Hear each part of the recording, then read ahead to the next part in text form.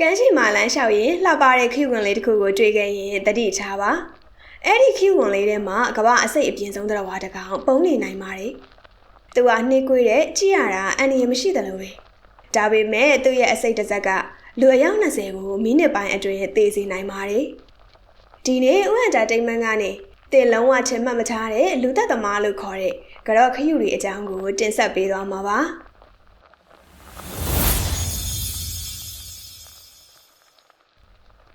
ဒီခယူတွေကသူတစ်ပါးကိုတိုက်ခိုက်ဖို့အတွက်တဘာဝကပေးထားတဲ့အစိတ်လန်သွားတစ်ခုကိုပိုင်ဆိုင်ထားပါတယ်။သူကသားကောင်ကိုတွေ့ရင်အဲ့ဒီလန်သွားနဲ့လှန်ထိုးလိုက်တာပါ။အဲ့ဒီလန်သွားကအရန်ထက်မြက်လုံးလို့ရေကူးသမားတွေဝတ်တဲ့ဝတ်စုဝတ်စုံတွေကိုတောင်ဖောက်ထွက်နိုင်ပါတယ်။ပိုပြီးကြောက်ဖို့ကောင်းတာကတော့သူနဲ့အထိုးခံရရင်အနဲ့ဆွားတဲ့လောက်ပဲခံစားရပြီးနာကျင်မှုလုံးဝမရှိတာပါ။သူကိုသိပ္ပံပညာရှင်တွေကဆက်လိုက်တလိုက်စာခယူလို့တောင်အမည်ပြောင်းပေးထားကြပါတယ်။ဘာလို့လဲဆိုတော့သူ့ရဲ့အစိတ်လန်သွားနဲ့အထိုးခံရပြီးတင်ဟာဆက်လိုက်တလိုက်ကုန်အောင်တောက်ဖို့အချိန်လောက်ပဲအသက်ရှင်မှာမို့လို့ပါ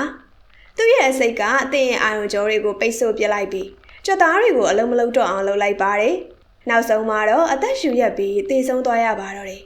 အဆိုးဆုံးကတော့အခုထိသူ့အတွက်ဖြည့်စည်းလုံးဝမရှိသေးတာပါပဲ